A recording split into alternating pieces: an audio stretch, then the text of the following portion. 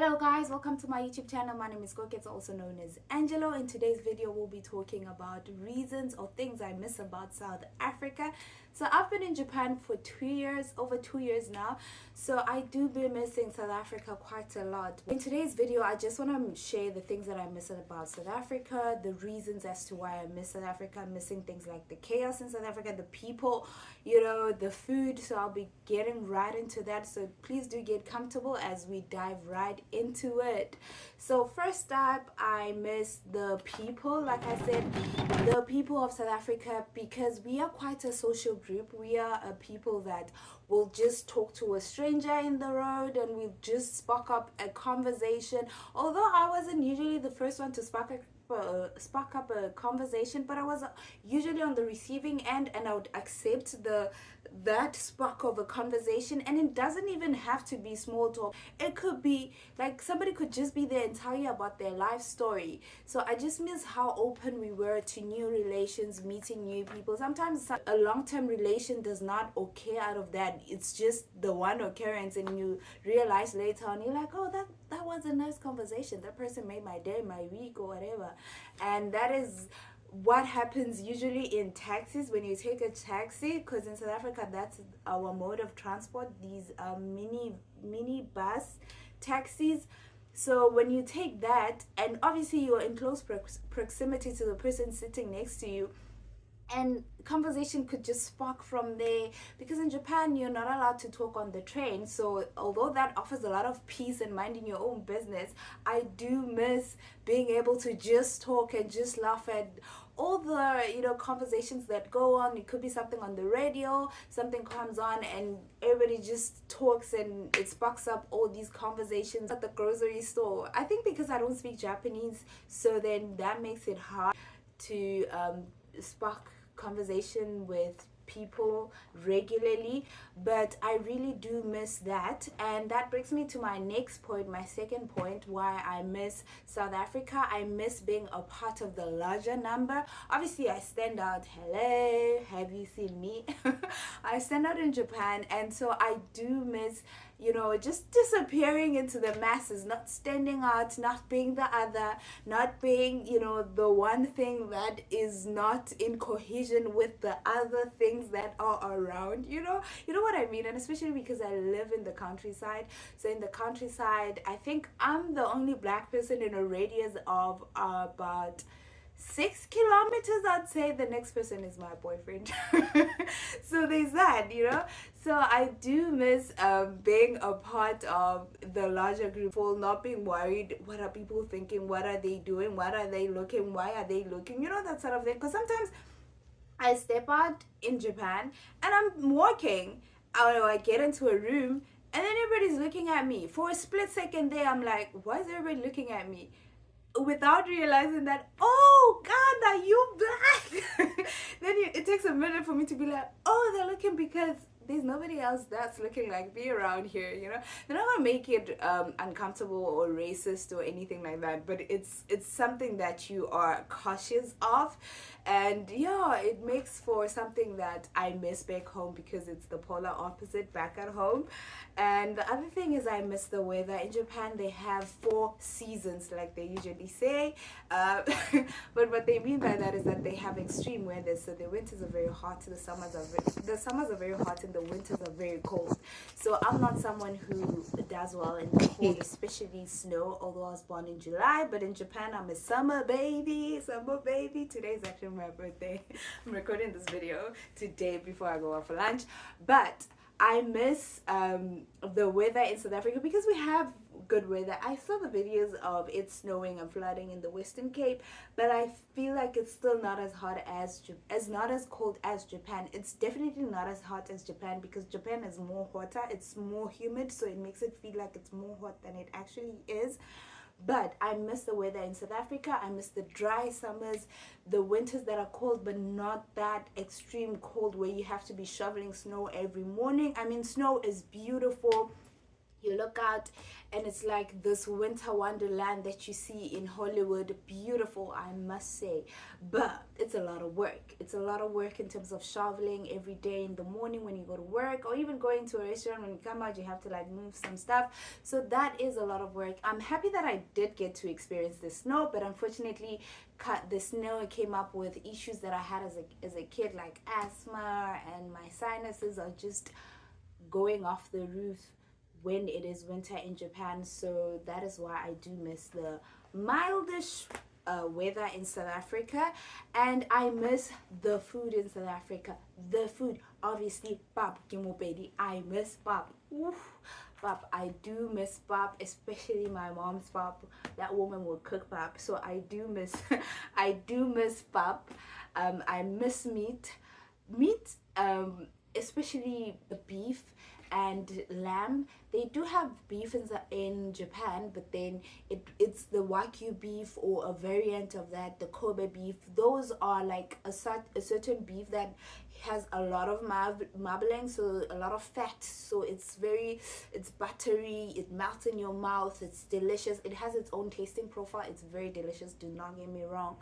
But I miss the beef in South Africa because we had access to beef at a cheaper rate. So you could go to a Chisanyama, you could get it at a Chisanyama for very cheap, to a high-end restaurant. You'd still be satisfied, your cravings would be met because the beef was just a lot. We have a lot of beef. We do take our meat very seriously, which is interesting because in South Africa we don't have a lot of seafood, although we have a very long coastline. So I don't know, maybe there should be some Charles Darwin's phenomenon going on, so that we get into seafood, because I feel like, where does the seafood in South Africa go? Who's fishing? Where are they sending it? Because we don't eat fish that much. The best we eat is hake and maybe a bit of tilapia here and there. But for a country that is along the coastline, we don't eat a lot of fish. But that's a story for another day, which I absolutely appreciate in Japan, because they will give you fish. You find it in all sorts of shapes, sizes,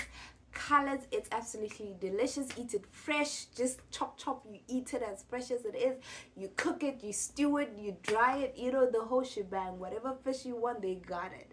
So I do appreciate the fish in Japan. Absolutely love seafood in Japan.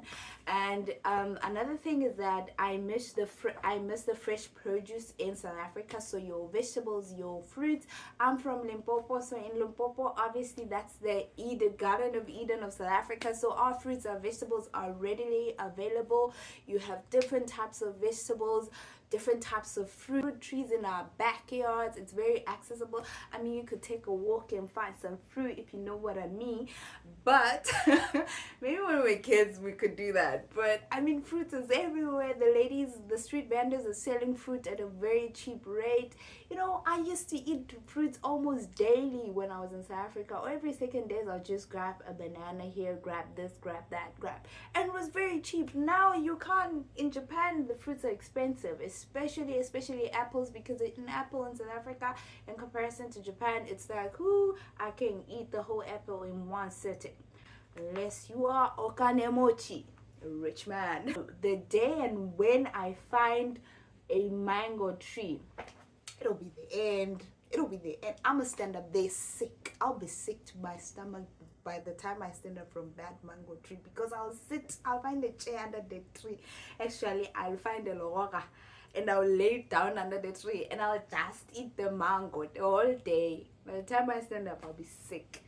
I miss Pretoria. I have a special connection to Pretoria, primarily because that's where I went to varsity. So that's the city where I was when I would say I was figuring myself out, what I like, what I don't like, experimenting, just being surrounded by other young people, and coming into being myself. So I absolutely do miss Pretoria CBD, Mamelodi via church, Vermeulen, Van der Walt, that chaos in Pretoria CBD, and just being in a place that's that special and that I am that connected to, which I absolutely feel that about where I live currently in Fukui, because this has been a beautiful learning curve. This has been a beautiful experience. If I was a person who is into tattoos, I'd definitely get a tattoo of Tojimbo or Fukui or something, because I feel like you grow a certain love and comfort in them, and they become this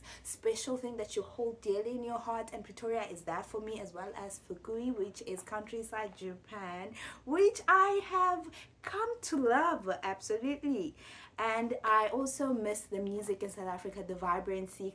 South Africa is a place of music and dance. We dance at when we are happy, when we are sad, when we are mourning, when we are jubilating, when we are bored. We just break into singing and into dancing.